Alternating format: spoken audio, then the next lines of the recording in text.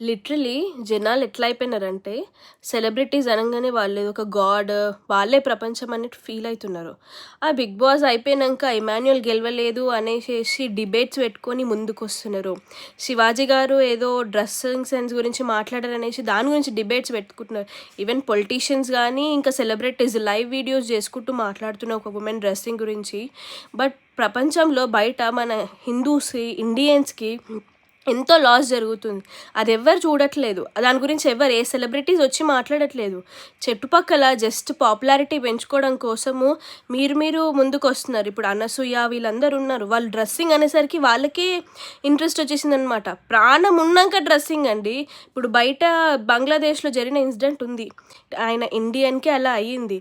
ఇప్పుడు for suppose అది మీకే అయ్యుంటే ఆ డ్రెస్సింగ్ గురించి అవసరం వస్తుండేనా? లేదు గదా! కొంచెం సెన్సిబుల్‌గా ఉండండి లైవ్ జేసేటప్పుడు. మీరొక ఇన్‌స్పైరింగ్ స్టేజ్‌లో ఉన్నప్పుడు ప్రతి ఒక్కరిని మీరు ఇన్‌స్పైర్ చేస్తూ ఉండాలి. మంచి వే అనేది మీరెలా చూపిస్తుంటే అలాగే ఫాలో అయితారు. మూవీస్ గానీ, ఆన్‌లైన్ అనేది జనాలని చాలా ఇన్‌ఫ్లుయెన్స్ చేస్తుంది. ఆ ఇన్‌ఫ్లుయెన్స్ మీరు పాజిటివ్ వేలో చూపిస్తే ఇంకా బాగా ఉంటుందనేసి మేము రిక్వెస్ట్ చేస్తున్నాము. Thank you so much.